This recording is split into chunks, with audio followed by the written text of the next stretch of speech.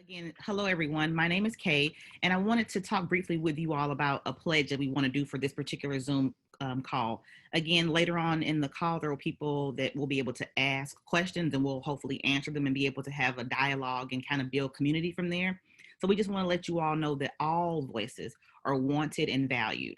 And we ask that during this call that you please practice active listening, giving your full attention so that you can understand opinions and understand and value some of the feelings that are going to be shared here today. I also want to let some people know that there may be portions of this call where it may bring up feelings for you. It may trigger some people. It may make some people feel guilt or bring up just some uncomfortableness. And we just want to let you know that that is definitely not our intent, but that those feelings are a part of all of our individual personal work. So know that anything that is said, it's not done to call you out, but it's done with love to call you up so that we're all brought up to this moment so that we can show up in the best possible way to elevate the consciousness of everyone on this call and everyone in this world, because that is the work that we've been called to do. So if you would follow those guidelines and also respect people's privacy, whatever they share here that's personal in reference to their health or experiences, we would definitely greatly appreciate it.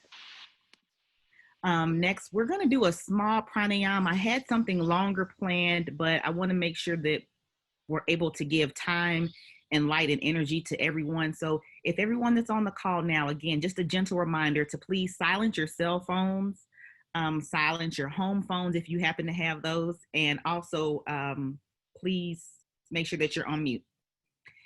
So if everyone can just please sit comfortably. This is going to be really easy breezy and just something short so that we can all settle into our body and that we can have some harmony going into this call and that there's peace and tranquility between all of us here. So if you wouldn't mind, please close your eyes. Sit comfortably, spine erect. And if you would, take both of your hands and place them on your heart.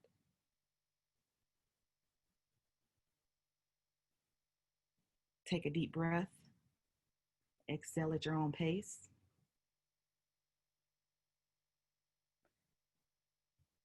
Let your body sit still and resonate with the moment. We want to thank all participants for showing up today. We want to thank all of our ancestors, the holders and passers on of this ancient tradition that we love so much, that they were able to pass down their knowledge and teach us for personal growth, for spiritual growth, for growth as a nation, for growth as a collective. So with that gratitude in your heart, with that gratitude pumping through your entire body from head to toe, I ask for the next 3 to 4 minutes, and I'll call time, that we all just keep our eyes closed, sit with that gratitude, sit with the gravity of this moment and the change that we are all collectively going to bring into the world. And just focus on your breath. Deep breaths in. Yeah, deep breaths in. Long breaths out. Exhale. Taking in all that prana.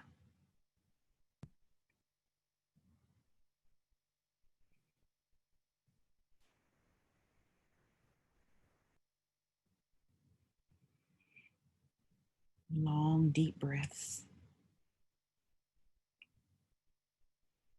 Not trying to keep up with the rhythm of your heart, not trying to keep up with the rhythm of a clock. Whatever is natural for you.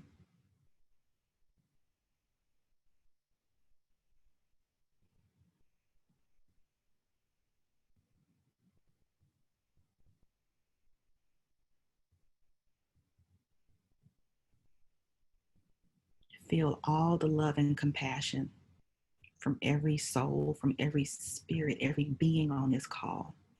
We've not all met each other, but we all love each other. Sit with that love. Feel that gratitude for our ancestors and the knowledge passer on. And continue to take deep breaths and exhale.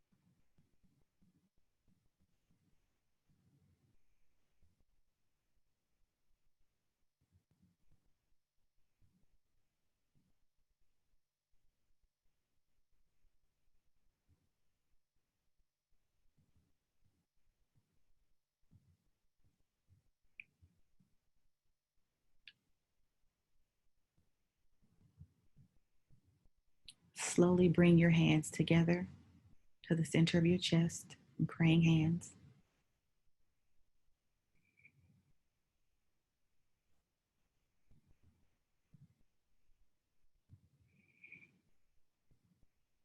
Prepare for those final deep breaths as we prepare to go into this call to be nurturing and supportive of everyone.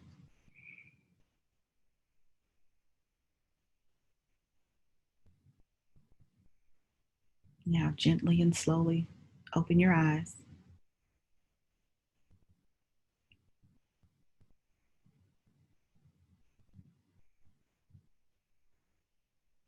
Thank you. Thank you, everyone. Thank you so much. I hope that that gave a little calm to everyone, that you were able to get centered a little bit. And let's get this puppy on the road, I suppose. So we're going to go into personal information, and I suppose that I'll start with that. So my name is Kay Moore. I'm from St. Louis, Missouri. I currently reside in Chicago, Illinois, and I am a Vedic meditation teacher for the past 3.5 years. I am an Ayurvedic chef, and I'm currently working on my AWC certification. And I just want to give so much love and gratitude to these two ladies. I'm so very blessed and thankful that we were able to meet and come together for the collective greatness of everyone, and for everyone that is on this call that's taken time out of their busy schedules, time out of their what's usually for most of us a rest day. So thank you all so very much.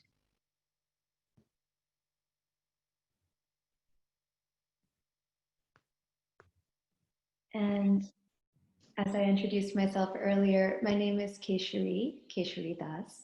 I'm a first generation Indian American born and raised in the suburbs of New York City. And I come from a family of satyagrahis, also known as nonviolent freedom fighters and independence.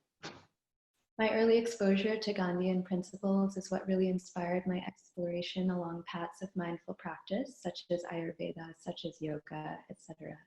And I'm working on the Banyan Botanicals Farm in Oregon currently till the end of the month, and then returning home to my family in Brooklyn. Over the years, I've also lived in New Mexico, where I've studied with Dr. Lad and friends, and I've lived in India. And all of these settings and all of its peoples have inspired my passions.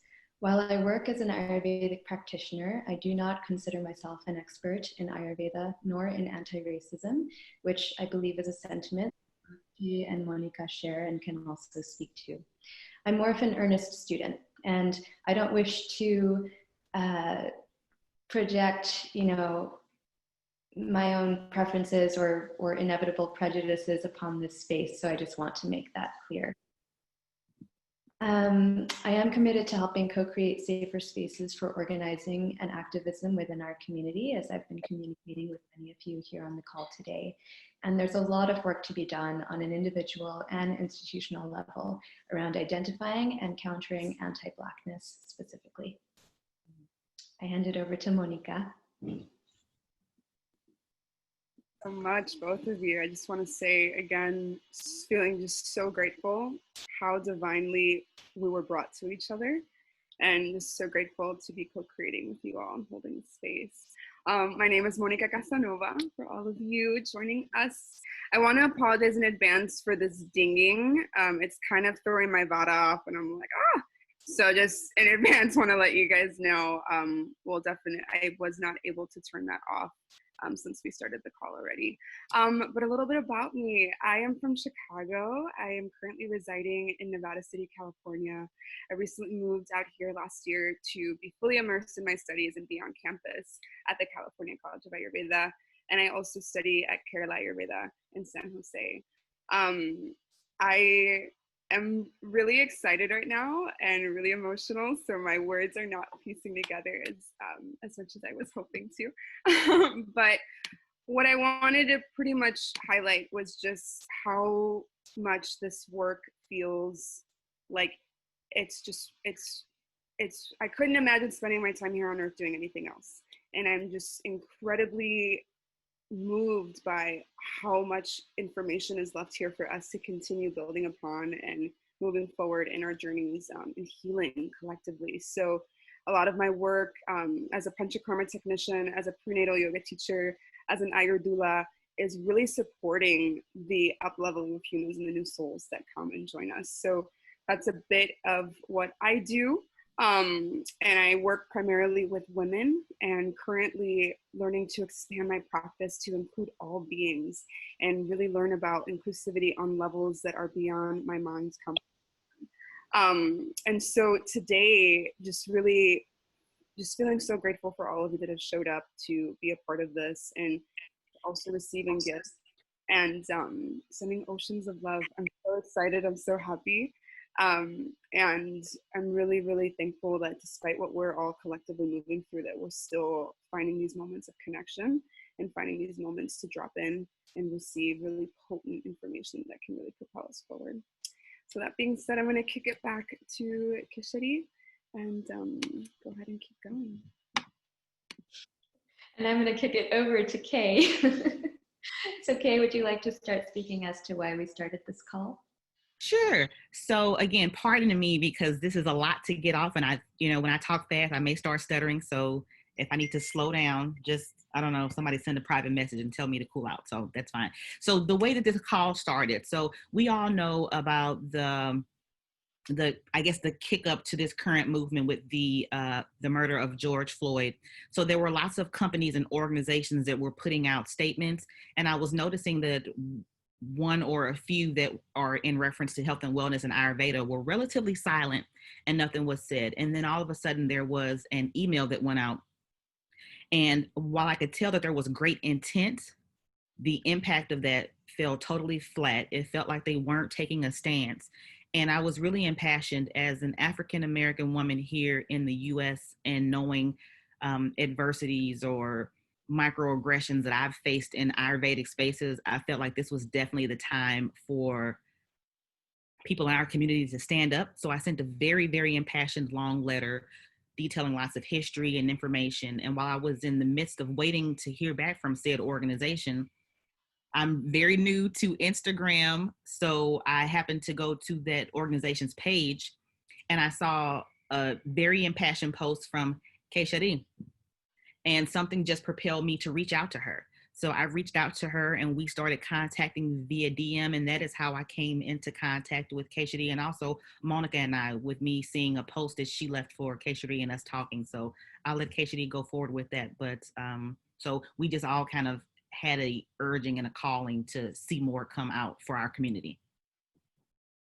Thank you, Kay. And absolutely agreed. In memory of John Lewis, who I'm sure almost not all of us know, passed away a few days ago. He's a lifelong freedom fighter for civil rights, and I'd like to just offer some of his dharmic words. When you see something that's not right, not fair, not just, say something, do something, get in trouble, good trouble. So basically, I want to co-create good trouble with all of you, which is what I consider necessary in the fight for freedom. And on that subject, piggybacking on what Kay had expressed, one of our Ayurvedic professional organizations here in the States released a few solidarity statements in early June that inspired conversation amongst many of us.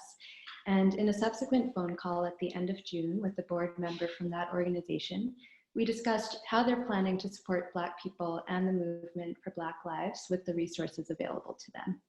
The conversation felt revelatory, exciting, and encouraging in many ways, and we're soon expecting public announcements on direct actions they'll be taking. However, it was also stated and or suggested that, quote, I may have instigated feelings in certain parts of the community, with an open letter which I had posted in response to their first solidarity statement, that I, quote, implicated people or organizations before I even understood them or what's going on, and that I created, quote, disharmony in the community, that feelings were hurt and healing is needed. And in brief, in that particular conversation, I experienced the all too common phenomena of tone policing, white fragility, and gaslighting. And if these are terms and concepts that are new to you, I would suggest in the time that you have outside of this call to examine them and examine your relationship with them personally and institutionally. So at any rate, given that conversation, one of my ongoing asks for this organization, and really for all of us, is that we tend to our feelings as white and non-Black people of color when and where appropriate, with regards to advocacy for Black Lives Matters, certainly.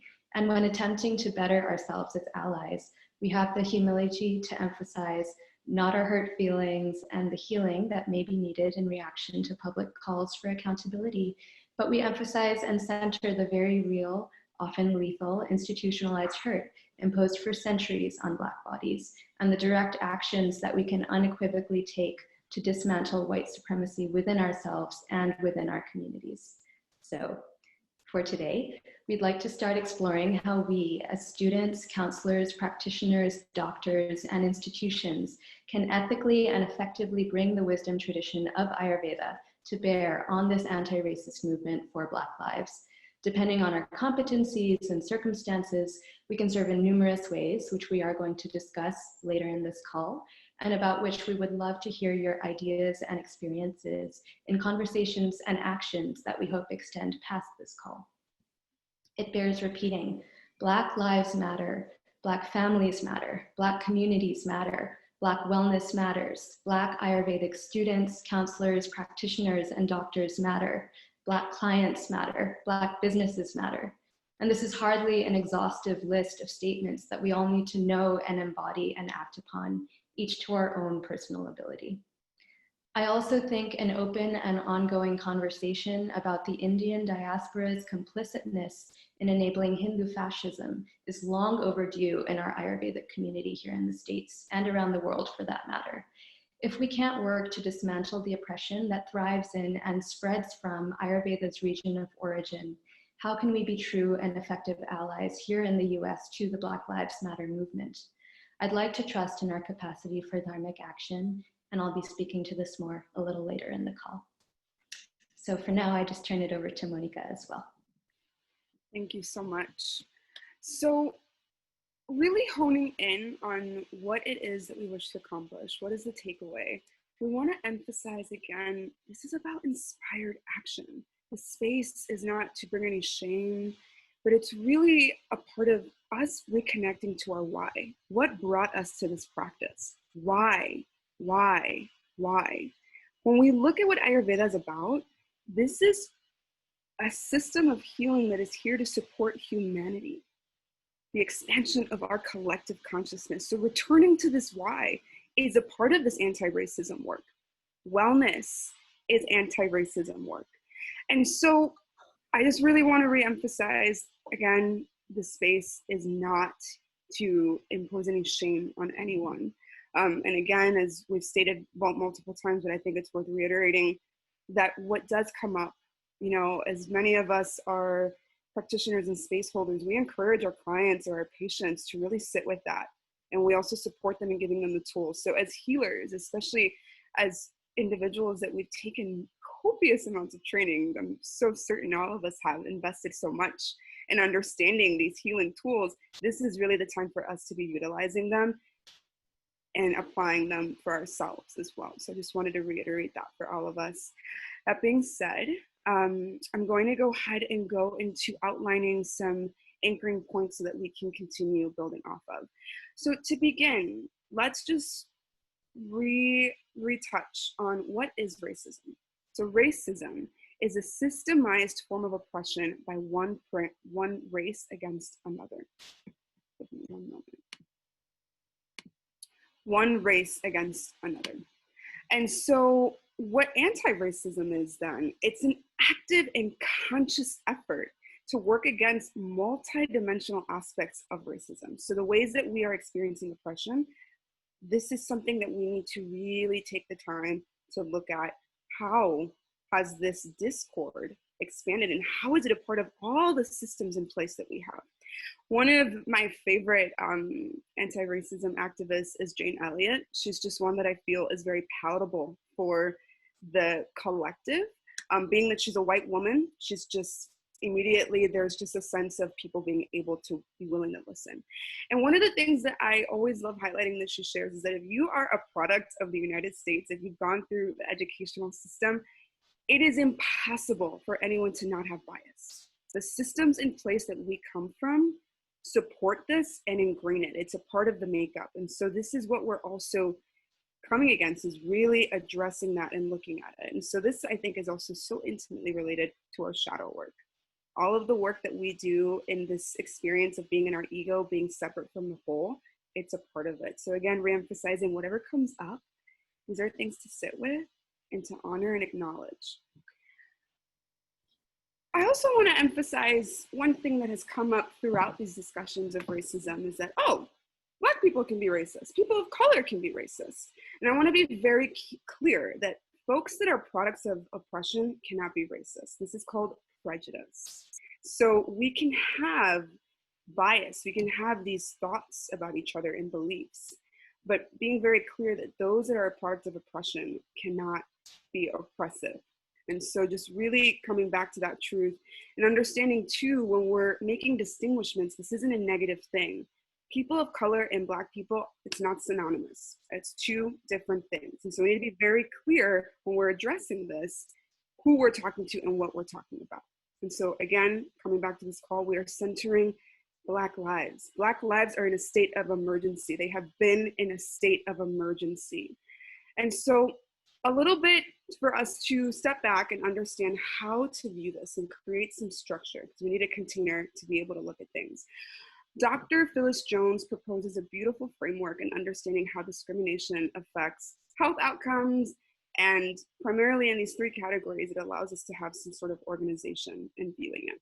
So the first kind of discrimination is internalized. Internalized discrimination is by people of racist attitudes towards members of their own ethnic group, including themselves. So an example of this is prejudice and discrimination against an ethnic group. In specific, I'll use an example from my own life. I'm Afro-Latina, I'm Cuban and Puerto Rican, and throughout my life, I have been told many things like, oh, you speak good Spanish for a Black girl. You look pretty cute for a Black girl. You speak this way for a Black girl. Just these references that it's always a but, you know, it's like this but. And so that is a form of internalized discrimination that is experienced through all people. And particularly melanated folks deal with this within their own groups. And so there's layers to this and how deeply it infiltrates the individual. The second kind is personally mediated. So what this means is that racism is characterized by differentiated assumptions about abilities, motives, intents of others according to race. So an example of this is a Black woman being treated differently than a white woman in a doctor's office. And this is one that really gets kind of pushed under the rug, because again, when we're interrelating one-on-one with healthcare practitioners, professionals of all walks of life, we don't always get to see this. And so these are just things that people of color have to pretty much just take on and keep moving on with. People of color and Black people, forgive me. The third is institutionalized. This is one of the most difficult ones to press against, to shift and to move, because it's about the structures in which we all navigate in which we all build upon. So a form of racism expressed by a practice of social and political institutions. This is something that can be expressed within criminal justice systems, the statistics that we see, the ways that educational institutions do their demographics, understanding the discrepancies, and also employment. And so we look at this with understanding that certain institutions feel the right to either take, reject, or give to certain groups of people. And this is also something that we don't get to witness firsthand on the surface. It usually comes about. And so then the following thing I really want to emphasize is that there are, much like a coin, there are two faces to things. And so racism can either express itself implicitly or explicitly. And so what implicit racism looks like, it's expressed indirectly. There's an unawareness of this bias, and it operates unconsciously. And so an example of implicit racism is a healthcare provider that sends a Black birthing person home after a trip to the emergency room, followed by many complaints, many concerns being expressed. but then giving a white birthing person the same complaints, acknowledgement, attention, and response to. A complete view of this, and Kay will follow up with touching on some history points of here in the United States, is that this is something that so many melanated people just accept as a reality. I have grown up knowing, let me not just get in trouble. Let me not get hurt so I don't have to deal with this. Let me not be put in a situation that would result in me then having to receive unjust treatment, because I already know that's how it's going to be. My family, my mother has had to raise me with that knowing, and then to move in the world in that way, really tuning into the level of distress, of unsafetyness, this root chakra on connectivity that is birthed through implicit bias. This is something that we can really, really see firsthand as practitioners. And then the following is explicit bias.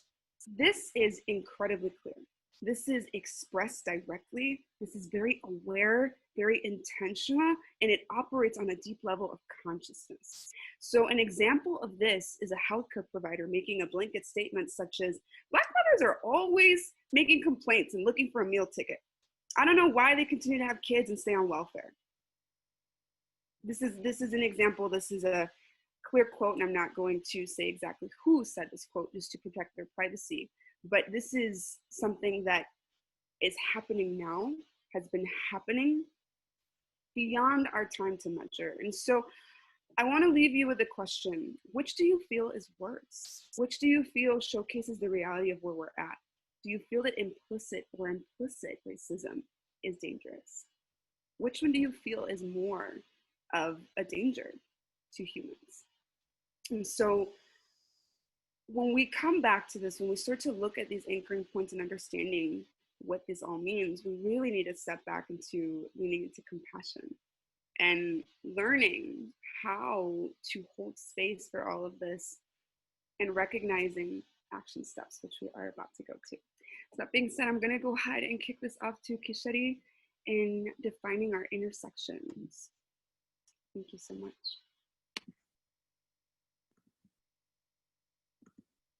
Thank you, Monica. So, defining the intersection of anti-racism and Ayurveda. It's a big topic that can't possibly be thoroughly contained in the call, but I'm going to try. So colonialism, casteism, colorism, racism, these are all inextricably related. Likewise, anti-racism, anti-colorism, anti-casteism, decolonialism, or decolonization, these are also all inextricably related. Quick disclaimer, I've never been an outstanding student of history, and that my Vata influenced mind tends to remember broad themes rather than the particulars of dates and names. So what I'm going to do is offer some general information and reflections, as well as resources that you can explore in your own time. As we are all aware, I'm sure, India was colonized by the British and others. And as you may not be aware, Ayurveda was banned in India under British rule, resulting in fragmented lineages and forgotten traditions. The consequences linger to this day. Ayurveda is arguably undergoing an additional colonization in our modern day, much like yoga is, as it's commonly appropriated and unsustainably commodified, all to ill effect. There's a lot to be said on the subject that, again, can't be condensed into an hour-long presentation. So I'll make sure to update our Antiracism and Ayurveda website with resources for further reading. And I also want to put out an invitation. If anyone wants to contribute your perspective, particularly if you are of South Asian origin, please feel welcome to reach out to me to collaborate. For now, I'll offer some additional readings that illustrate the importance of the intersection of anti-racism and Ayurveda. I've been appreciating the work of Yogi Susanna Barkataki, who's Indian in origin, and she generally speaks to yoga, but much of what she says naturally applies to Ayurveda too. I'll read excerpts of a recent statement of hers from about a month ago, and you can just imagine yoga and Ayurveda being interchangeable in this particular context. So she says, yoga too can be used as a tool of discrimination and oppression. Think and act critically. On the 6th International Yoga Day, which happened last month, I want to ask us not to uncritically celebrate a holiday that is anti-Black and discriminatory. International Yoga Day, brought forth by the Modi government of India, unanimously accepted and ratified by the UN, is expressly a part of the Modi government's described Hindu soft power. On International Yoga Days past, Modi required all government workers to practice yoga, positioned himself as a quasi-spiritual leader, and then excluded and punished religious and ethnic minorities, such as Muslims, Sikhs, Jains, Adivasis, Dalits, and other target identities in India. Many, though not all, are Black folks, and this continues the colorist and anti-Black discrimination in our own communities. Modi's nationalistic rhetoric has fueled anti-Muslim riots where he stood by and allowed paramilitary and government police to harm and kill Muslims in India under his watch through his tenure and in March this year. He's also jailed intellectuals and activists with no cause and enacted a citizenship bill that expressly targets Muslims. And I would just add an aside that it does sound strangely, or maybe not so strangely, familiar to what's happening here stateside. So Susanna continues, if you stand against white supremacy, why would you condone Hindu supremacy? International Yoga Day isn't an innocuous holiday celebrating all things yoga. It's a project of Hindu nationalism. Though yoga is unity, this is harmful to so many, and it's not the first time yoga has been used to exclude and separate. We can't get to unity without looking at separation. Yoga was never under the purview of one religion only and has been influenced by and influenced many. However, it has in the past and is currently being used as a vehicle for Hindu nationalism and Hindu supremacy in India. Question what you are celebrating, likewise question what you're practicing, and the impact it has, and if you want to participate in this.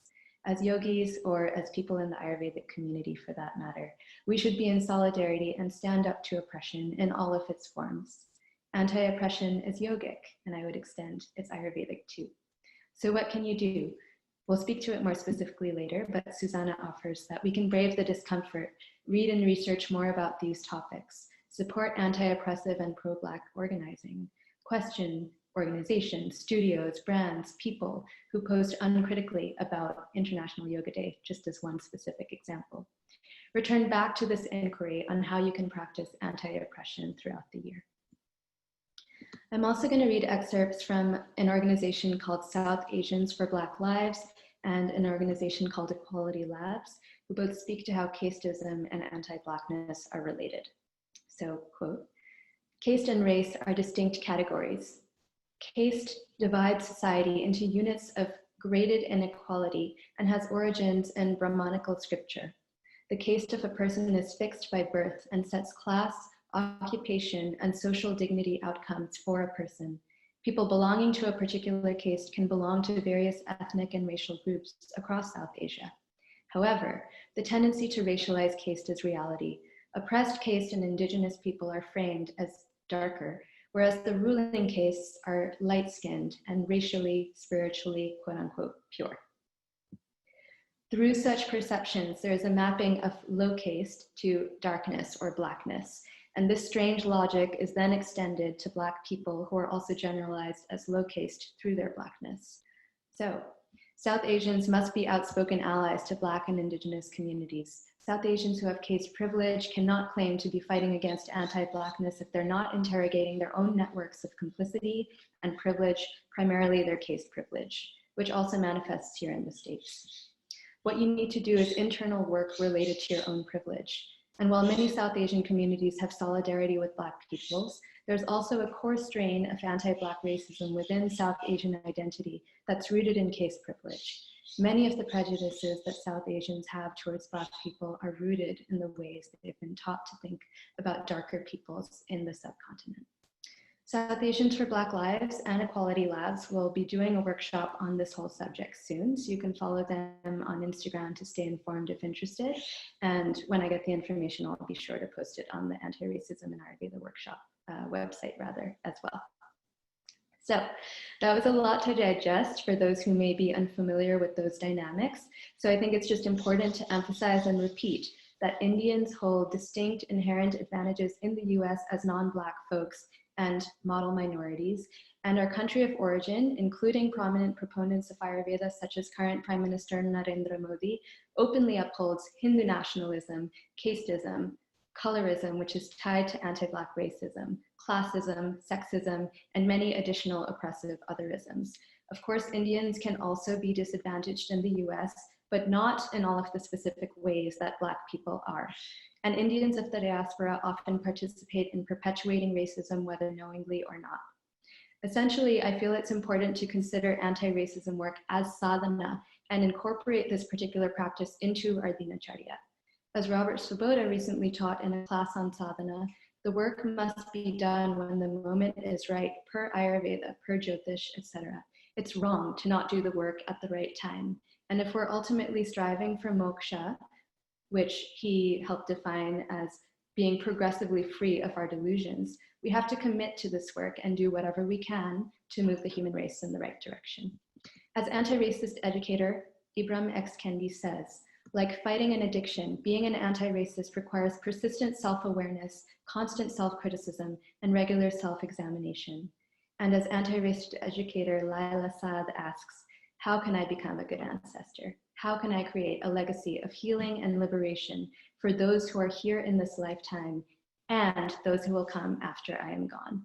So these are all just some points of reflection which we offer for you to consider during and after this call. And with that all said, I hand it over to Kay, who's going to speak to allyship. Thank you so much. That was so informative. Thank you for sharing. So many people wonder, what is an ally? So here's a rough definition. So being an ally begins when a person of privilege goes through unlearning and relearning. Being an ally is a lifelong process of building relationships based on trust, consistency, and accountability, and to help build those relationships with marginalized people or marginalized communities.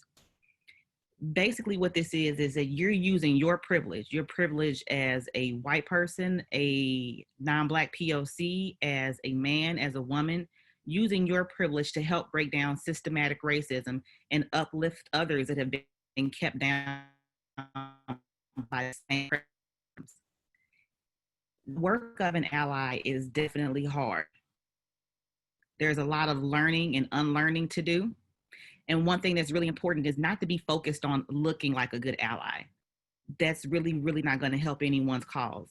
In anti-racism work, the first step is doing self-work. So taking a deep dive and asking yourself, how are you adding to the fact that in health and wellness spaces, in particular Ayurveda, that those who are deemed as worthy or experts are all white or non-Black POC people. And also look at how are your posts or your personal work or events that you cater to, how are those centering whiteness and not including other people? I will never tell anyone not to post. Posts are useful. They share and disseminate information that many people often don't have. But your post should say something. Be clear, be direct, and call a thing a thing. Being on the fence and off the fence and tiptoeing is not helping anyone. So just please call a thing and put some action behind your post. Now, here's a big thing. I feel like a lot of white people in particular right now, they feel the need to be perfect, that they can't make any missteps. And most of us know that there is no such thing as perfection in the relative. You're gonna make mistakes. There are gonna be hiccups. So here's the whole thing. You don't have to be perfect. But there's a big difference in some aspects in between being intentful and impactful. And there's a big fight between if intent means more or if impact means more. And here's the thing, just because you're well-intentioned or you have a good heart, it doesn't mean that your actions or what you've said or things you've participated in have not hurt other people. We've all heard this old saying that the road to hell is paved with good intentions. That's not a random statement. That's actually the truth. So I'll give you two examples of how intent might have been good and how the impact was the problem. So let's just say I'm driving over to Monica's house and I'm driving and I just plan on getting to her house in 7 minutes. And in the midst of that, I get into an accident. And not only do I get into an accident and damage my car and someone else, but I wind up killing someone. When the police come, I cannot say, hey, but I didn't try to kill anybody. That wasn't my intent. Of course, that wasn't my intent, but the impact is that other people and property were hurt and that someone lost their life.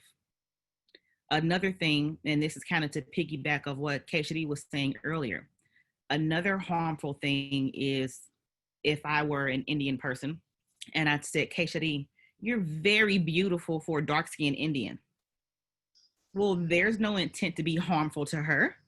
I'm complimenting her, right? But here's the thing, what you're inadvertently saying is that beauty is only white or light.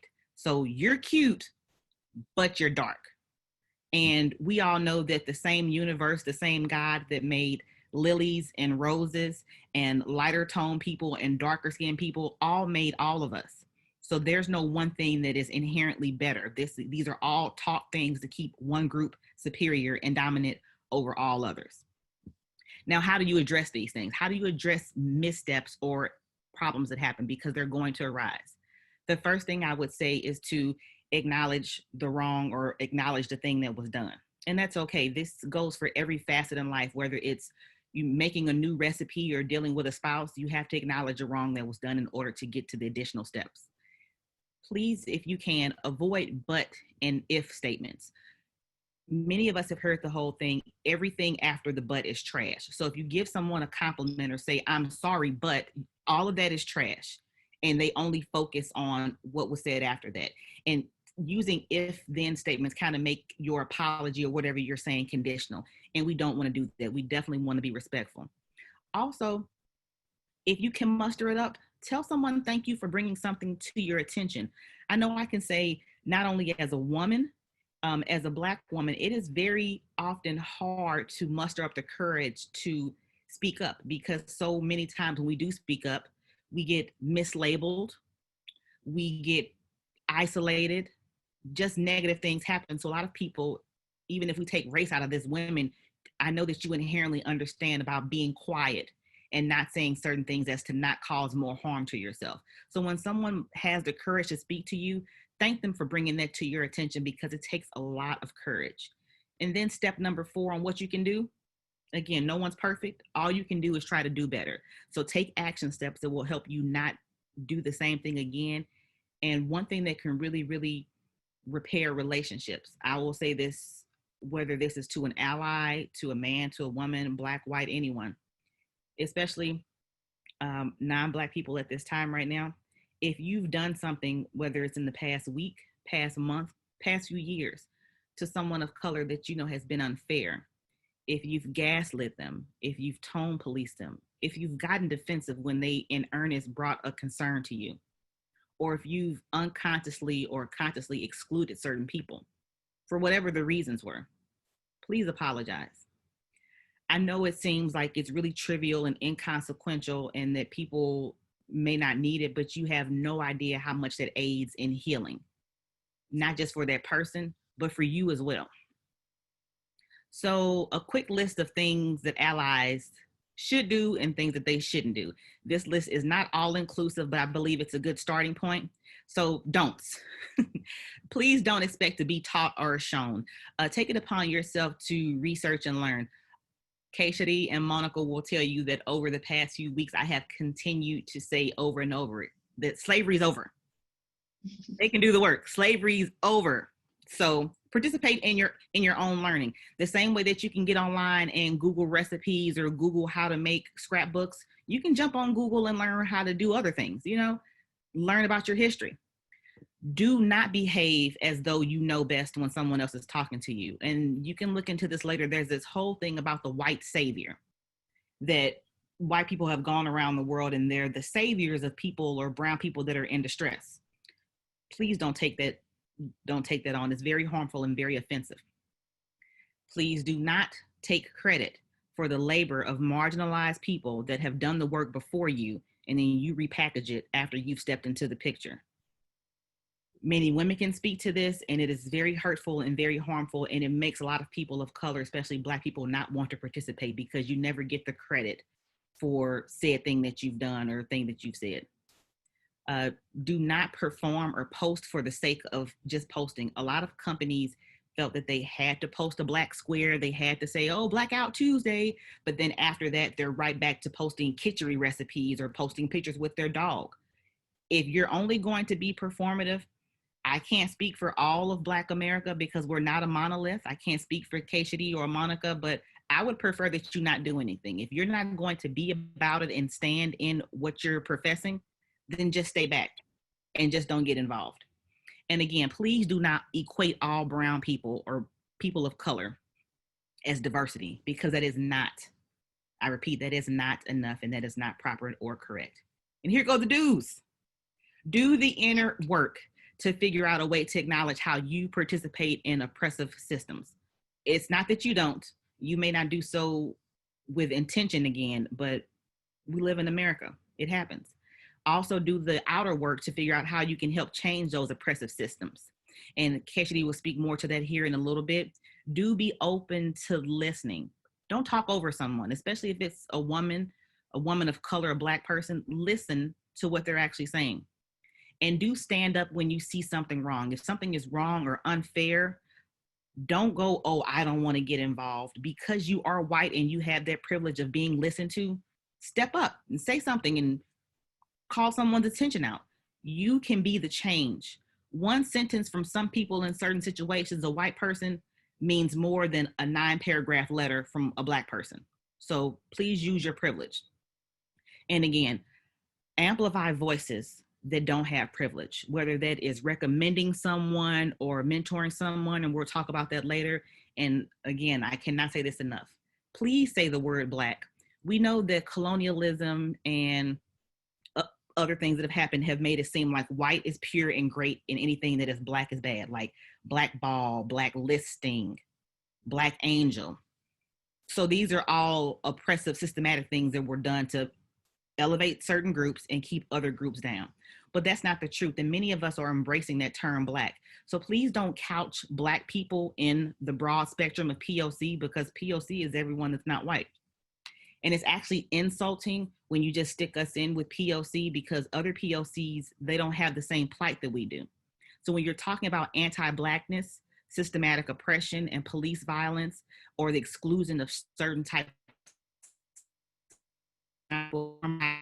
we need you to stay Black. Black is not a bad word. And what's most important, all three of us ladies that are on this call or facilitating this call, we all know appropriate things to and not to do. But what we need you as an ally, if you really want to stand in that truth and be an ally, call out your folks. Now, who are your folks? Your folks may be other Indian people. Your folks may be other white ladies in yoga studios. They may be white ladies at Ayurvedic kitchens. Call out your friends and your folks and your coworkers. When you hear them saying something inappropriate, don't just sit there and think to yourself something negative about them. Call them on them. Help them change their way of thinking so that they don't do and say these hurtful things to other groups. There is an old African proverb that says, each one teach one. That's not just for Black people to do.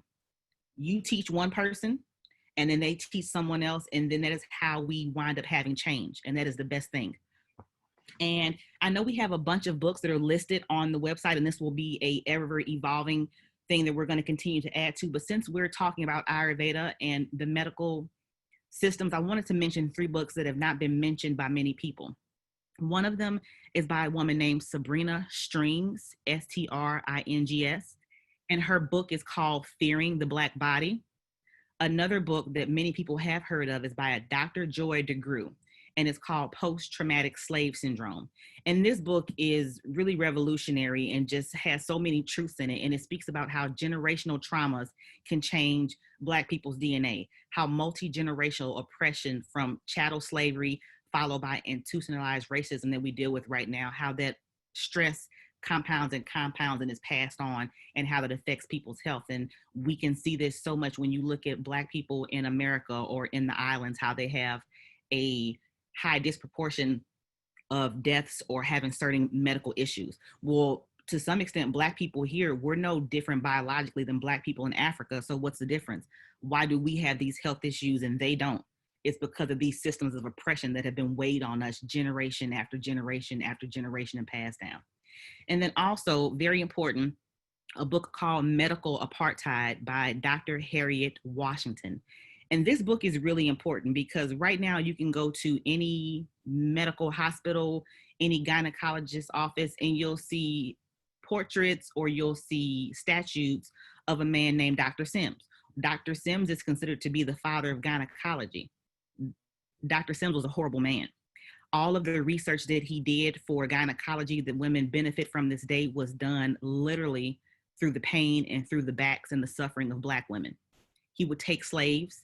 They had pain medication to give them, but they wouldn't give them the medication. And they would do horrible surgeries on them over and over again. So much to the point where there were other white doctors who thought it was so gruesome that they didn't want to participate. So then Dr. Sims called in other slaves to hold down the slave that he was operating and cutting and slaughtering on, and told them that he would throw their babies to alligators and kill them if they didn't hold this slave down. But now we all benefit from that. And that also kind of goes into one thing that Keshari mentioned earlier, and Monica also mentioned when we talk about when Black women are not listened to. If you look into the headlines just the past 2 years or so, I believe Sabrina, is that her name? The girl that plays tennis? The girl that plays tennis. Serena, oh my gosh, I should know that. Serena Williams and even Beyonce were in the midst of giving birth, and they kept telling their doctors that they were having issues and they wouldn't listen to them. And the thing that was so wild about Serena is that she's married to a white man, and she'd been telling the doctor for 2 or 3 hours that she had issues, and they wouldn't listen to her. Nobody listened to a woman, to a Black woman, until her white husband waved the flag, and then he got attention. So even if it's a woman that's white, I'm telling you I'm in pain and you don't listen until a man says something. I'm a Black woman and you don't listen until a white man says something.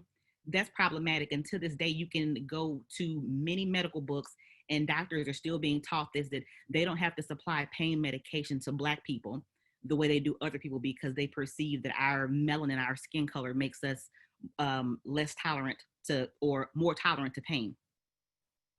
That's horrible, and that's not a fact, and that's not the truth, and it hasn't scientifically been proven, but that is something that has held on from colonialism. So I'm going to toss it over to Keshari really quick. Thank you, Kay. Thank you so much. And yes, I just want to reiterate, we will absolutely make sure to include those books that Kay just mentioned on the website as well. It'll be ongoing for sure. So I just want to start talking about what we can do as Ayurvedic students, counselors, practitioners, doctors, educators, and institutions within our own fields and scopes of practice. And Kay, and I'm sure Monica will have much more to add to this as well. It's hardly a comprehensive list, but a broad and belated starting point, depending again on your scope of practice. So encourage our communities and institutions, including professional organizations and our schools, to evolve in specific ways to not only meet, but exceed the needs of the moment and the Black Lives Matter movement. Kay already spoke to this at length, and I just really encourage that you use your privilege to speak up. Establish community clinics and other accessible means of providing Ayurvedic education as well as care for Black and Indigenous and other people of color who are critically underrepresented in most Ayurvedic schools and businesses. If it's within your scope, you can serve as street medics at protests. We have resources available on the website, for example, to see the Herbalist Street Medic, a very detailed document provided by Seven Song, an herbalist based in New York, and I'll be uploading other resources as well. Offering Ayurvedic workshops, if it's in your scope, on herbal first aid and other topical subjects, focusing on herbs that are bioregionally available, that is to say, sustainably used so that we're not constantly extracting from India, and practices that are truly inclusive.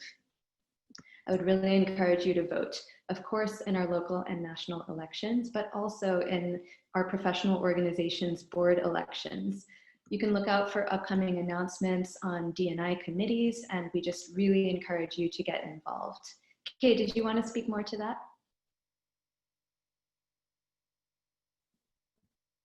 You're muted. Okay, I think I'm back. Oh yeah, so in reference to NAMA, so one of the things that you'll notice is that like they normally have people do rotations on the board and they'll have a vote every year. Well, here's the whole thing.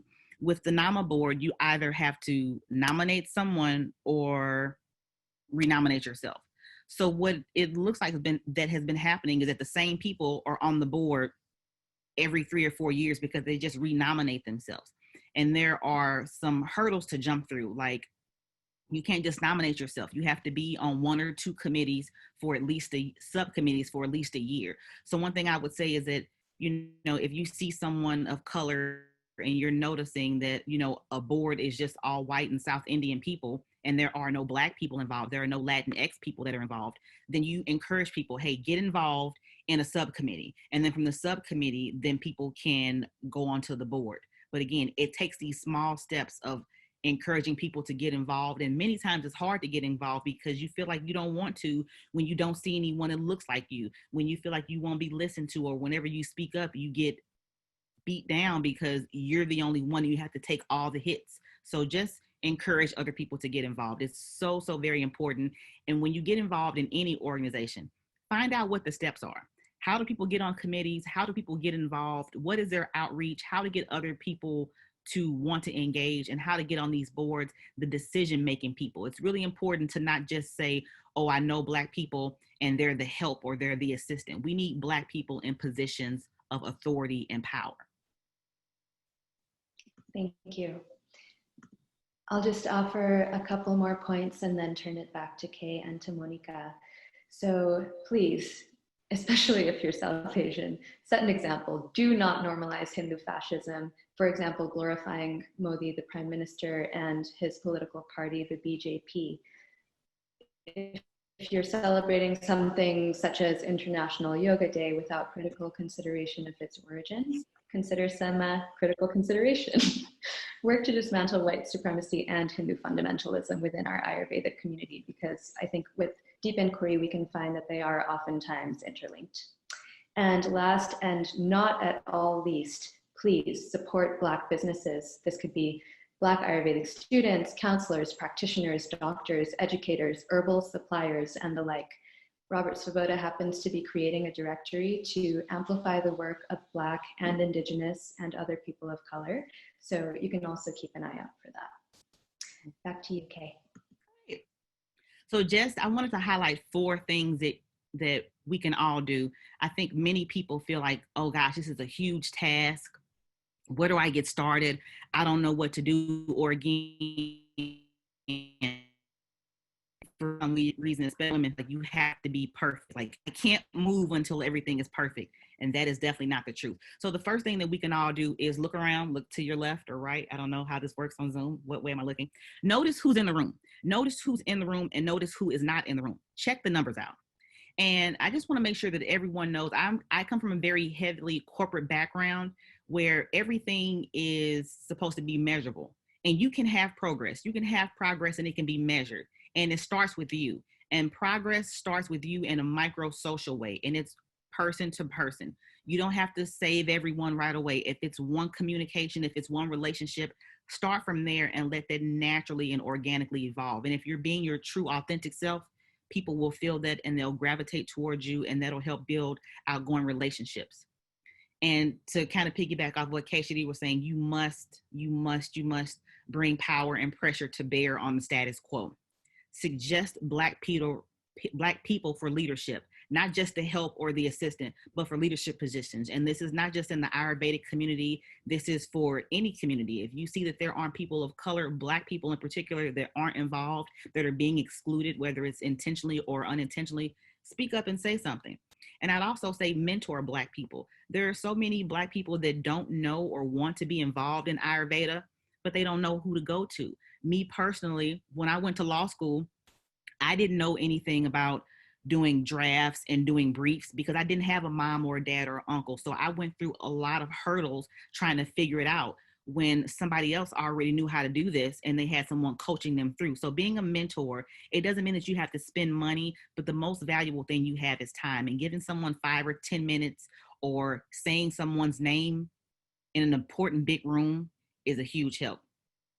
And then also, here's something else that you can do. If you've spoken at 4 or 5 speaking engagements about Ayurveda or anything, and you notice that there's a list and that there's no one Black involved, suggest that someone Black be involved. Or what you can do is if there's not enough funds for that, you can say, hey, you know what? I've already done this 3 years in a row. I'm going to remove myself and I want to nominate another person to do the speaking role. And that is so great because that not only pushes diversity and give someone else exposure. But that is what we mean when we say elevating melanated voices. And I just want to say that everyone here, everyone that's not here, everyone that's going to listen to this call later, you can cultivate your capacity to include others. Ayurveda, like yoga, for so many has been co-opted and prioritized by whiteness, making it white-centric. And so many of these places are then aggregated in white communities. So you have people that don't come into these communities, or they're kept out of these communities. And often these white spaces don't feel comfortable, or they feel alienating to Black people or other people of color. So what can you do? Take yourself out of your comfort zone and go into these spaces. Go into these communities, Black communities and communities of color. Offer discounted and free services to Black and other people of color. And one thing I've told so many people is again, it's not that there's a lack of desire for Ayurveda. There's a lack of knowing about it and an inability. Just the way that many of us have done AWC or AWP courses, there aren't any scholarships for that at the schools. These schools, while they're accredited, you can't get FAFSA money for them. So that means that you, as a Black person who have been systematically oppressed, you don't have generational or family wealth. Your family wasn't allowed to buy in white neighborhoods, so you don't have any equity to pass on. Most of us don't have $7,000 or $10,000 to drop to get a certification that we can't get any financial aid for. So again, it's not a lack of want or desire that you don't see us in the spaces. It's outreach, it's mentoring, and it's accessibility. And again, so many people, especially white women, they get involved because they want a certain body shape, or it's a luxury, or it's a hobby. And I'd say for Black people in particular, because of what we've dealt with systematically in the medical field here, this is not a luxury. We need this. We really, really need this. Just really quickly about my health. I, for many years, suffered from fibroids, not cysts, actual fibroids. One time I had one that was so large, my manager at Boeing had to actually take me to the emergency room, where they found out that my largest fibroid was the size of a grapefruit.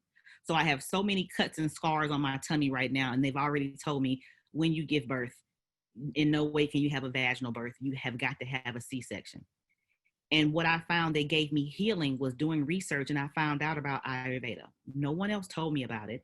And since that time, at least for the last 7 years, I have not had to have a fibroid surgery, where I was literally going under anesthesia every year for 3 or 4 years because of, again, accumulated stress that a lot of Black women and women of color, if you look up fibroids, it affects white women, but not as much. So these are things that are just really, really important, and we need this for our health. And I want to turn it over to Monica to talk more about aspects that she feels people can do for outreach and also on the health aspect. Thank you so much, Kay. I thank you so much for sharing that. I want to circle back to something that I brought at the beginning of this conversation, which is connecting to our why and connecting to the why of this practice. And so when I look at the way that Ayurveda works to empower us, to support us, and to really remind us of our self-healing ability, this is where we start to look at this argument that has been posed by many individuals, and specifically in my sphere within the spiritual community, of all lives mattering. And so the reality is, if all lives matter, then we need to start focusing on those that are not being given the proper attention to be included as all. This is the reality. It's bridging those gaps. So as an individual, I grew up on the west side of Chicago. I have been face to face with police brutality. I've seen people get shot from my house window. I've seen people have to give up their own means of survival to support their families, to make sure that children have food to eat for the week, to make sure that there's clothes for those kids to get to school because school has a uniform code. All these things that are a part of communities and disadvantaged, marginalized families. And so what really comes up for me as someone who's experienced this firsthand in my environment, and also has been a product of a single mother who has broken her back to be an advocate for bilingual education, who has figured out getting 3 master's degrees with no help by herself raising me, I've really gotten to see how important knowledge is. And I've been a result of someone breaking their back to make sure that I have what I need to excel. I would not be here if it wasn't because someone made a sacrifice for things to be accessible to me. And so I want to reference folks that need this knowledge. I want to paint a picture for you of thinking of kids in the ghetto that don't even know the certain herbs that they could be putting in their food to build their immune system, that don't even know that by eating in this certain way, they're setting themselves up for success, that don't even know that living a certain lifestyle could support them in channeling their gifts so that they can be clear on what they want to do with their life and not get stuck in the drug ring, in prostitution, and just utilizing the life force that we're given in ways that are not going to support us up leveling. There is such a clear gap in these things being in access for people. And so one thing that's so potent about knowledge is that no one can take it from you once you have it. That's the one thing no one in this world can take from you, is knowledge. What happens when people are empowered and know themselves? That's a threat to the system. So when we look at this in regards to creating offerings and really catering to those that are disadvantaged, I want you to think about how potent just this knowledge can be by sharing it specifically with Black people who have no reference to their history and who have very few pieces of connection to the medicine and healing that is written in their ancestral line. So I want to encourage you to also look at how you can utilize your voice in sharing with people that you may not have connected with through other walks of life because of these differences. This is the real Dharma work, is charging ourselves up, having this light and spreading it. Buddha even says we don't lose our light by sharing it with another. It's a ripple effect. It's the same as when you smile at someone. That then in turn ripples outward. By simply dropping these seeds of knowledge around us, we're then creating conditions in which these imbalances cannot even manifest. This is the real work. When we talk about root healing, it's getting to the root of what is even creating this to be a possibility. So this is what we're doing truly as practitioners, as space holders. And specifically, I want to speak to folks that are very well versed in panchakarma. We know very well that cleansing, that gets messy, and it is hard when these toxins get dislodged and they release. And so when we look at root healing as a true understanding of creating an environment in which these things cannot exist, all these action steps that we're sharing, it's fortifying that structure. It's nourishing and feeding the soil in which we can now sprout from. And so this is very emotional for me in regards to just seeing the ways that I've had to bend, fold, and fit in a box to conform and fit in a space. And seeing in these healing spaces, I'm putting bunny ears because we live in this very sensationalized, glamorized, oh, healing is this luxurious thing. And it's not. This medicine is of the people, for the people of this land. This is earth medicine. This is for us to utilize. And so I look at many times when going to conferences, going to open houses, going to new schools, I'm really interested in seeing how aware they are of the collective. Because we talk so much about our collective, but are we really giving back in ways that we know and that we feel are going to spread like wildfire? And this is the knowledge I'm talking about. Spreading these seeds, this goes beyond. This is planting for a better tomorrow and a better future that we may not see. And that is really the root healing. I'm gonna kick it back to you, Kim.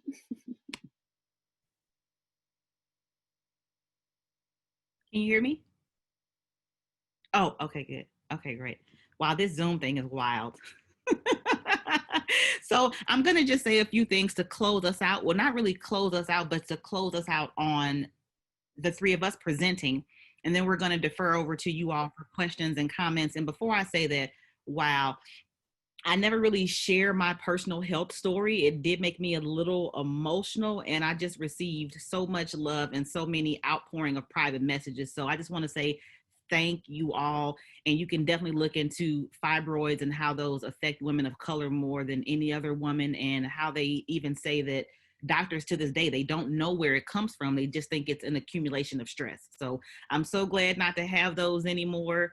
I'm so glad to not have an 8-day period every month anymore. I could keep going, but I'll leave it alone. So I'm going to go into closing. So while everything is fresh on our minds and we're having this conversation, I would implore everyone to grab a piece of paper, grab some pencil, grab your notes app on your phone, and write down the things that have moved you. Write down things that you would like to implement in your personal life, in your practice, in your organization straight away. It's kind of like how we all do vision boards. Well, you can make a vision board and include people in what you want to see and what you want to accomplish for yourself or what you want to see other people accomplish. And we have all heard this year, 2020 has been rough. 2020 has been rough, but it definitely gives a new lens into when people say 2020 vision. And I had one of my students, rightfully so, just complaining about how horrible this year was. And like we're past the halfway mark. And this year has just been treacherous for so many people financially, personally, spiritually, and mentally. But I feel that this is the year of the revelation. And this year has been uncomfortable, and it will probably continue to be uncomfortable. But as spiritual workers, as health healers, we all know that there is no growth that comes from staying in comfort. It's uncomfortable. It doesn't feel good. You don't like it, but there's going to be so much growth and evolution, and we're going to come out bigger and brighter and bolder. Revelation. We see so many things that are wrong. Mother Earth is trying to heal herself. Let's take the time to heal ourselves and our communities as well. And I just feel that we are in the midst of what some will call a wonderful awakening. The sleepwalking is over. It's dead. No more sleepwalking. All of that old stuff is being shattered so that we can have a fresh and new, beautiful thing. So the one thing that I would love to leave you all with is, and pardon me being so passionate, but I'm passionate about this. Pardon my language. This shit matters. It's important. So going forward after this telephone call, don't be timid. Don't be slow to move. Don't wait for perfection. You can start doing something tonight, and don't be afraid. You may have someone that tells you that you're being divisive by bringing up black and white. Well, it's real. Like Keshari said on the quote, get into trouble, get into good trouble, because it's people like you that stand up to do the right thing that bring change. And that's what's going to make this a better world for us and for the generations. And then we will be the ancestors that people look up to. How we started this call will be the answers that people are saying, thank you for the toil, thank you for the time and the effort, so that they have a better way of life, because reincarnation is real and it's going to come back around. We all know about karma. I'll leave it there. Everyone on this call, please meet the moment and meet this movement, please. Thank you.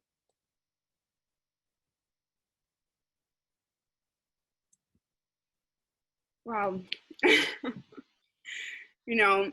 I want to kind of just add one more little piggyback to what you said, Kay, and I feel that this can really support again this argument that's being brought up of being divisive by highlighting these things. And I just want to say, by not acknowledging and not saying or claiming that you don't see color, it's such a clear response to saying, I don't see you. Exactly. And in this field, in this world of holding space for people, acknowledging our differences is where we get to come together and celebrate each other. I mean, how amazing is it that we're all so unique? The same way that we look at vegetables and fruit and they're all different.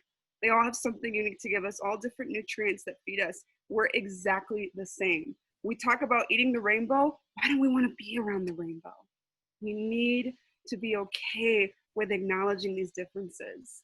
Yeah. It is okay. And there's so much strength in us showing up in that way and reflecting that luminance to one another. We continue to light each other up. We got to keep it going. We got to keep it going. And so I'm so thankful for all of you that showed up today, that have stayed to the point of this call. I am so grateful for each and every one of you, whatever life path that you've somehow gotten connected to all three of us, whether you saw this online, whether you got this link directly, you are supposed to be here. And I hope that you feel the seed that's been planted. And I hope that you nourish it and support it and water it with the love that you give yourself. Because the steps that we do from here on out, especially all the womb holders that are here that identify as women, literally within your ovaries, what you're imprinting, the healing that you do within yourself, it's going to come threefold. So I just want to remind you that no matter what small step we do. Ayurveda even supports us that the small steps we make create a solid foundation for us to make strides from. If our foundation isn't sound, we're not going to be able to really jump from that point. So I just want to emphasize, no small movement, no small step, it doesn't go unseen. It doesn't go unknown within the deep knowing of the divine. Just want to bring that all back to the why we're doing this, why we've been called to this practice, and really rekindling that fire within each and one of us to stay connected to that and to share it.